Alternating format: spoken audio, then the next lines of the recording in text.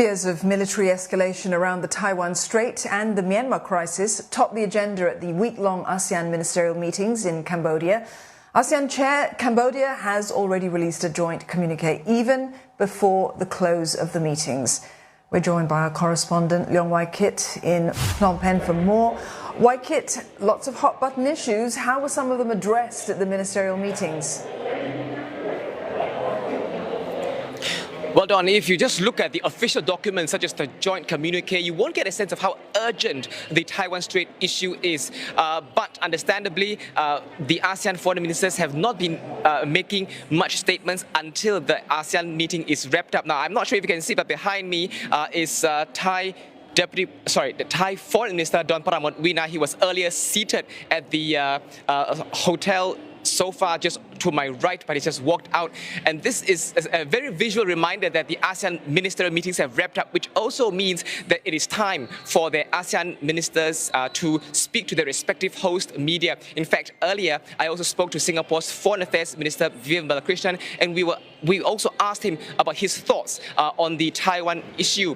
He said that he had been given an opportunity because he had met Nancy Pelosi while she was in Singapore. He had met Anthony Blinken as well as China's Wang Yi while he was here, and therefore he says he has an opportunity to assess the situation. But let's take a listen to some of the key points he said on the Taiwan issue.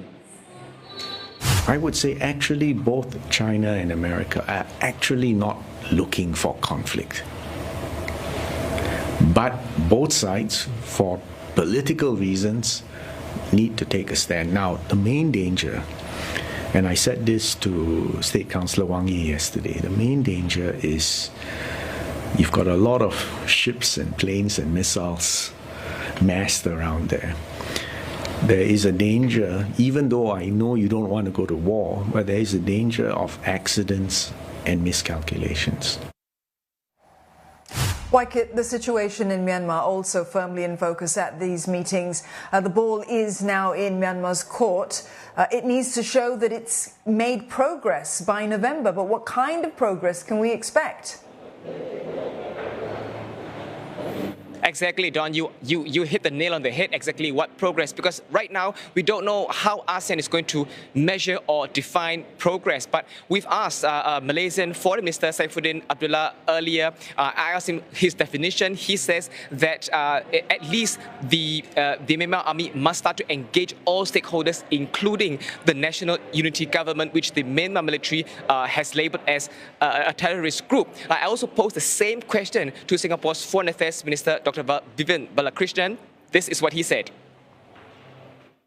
If, for instance, in the remaining few months, they actually stop the violence, engage across the political spectrum, give access to our special envoy, in particular, let him meet with Aung San Suu Kyi, I think those will be positive steps. And we don't need to go, into other things. Wai Kit, thank you very much for that. Leong Wai Kit there in the Cambodian capital.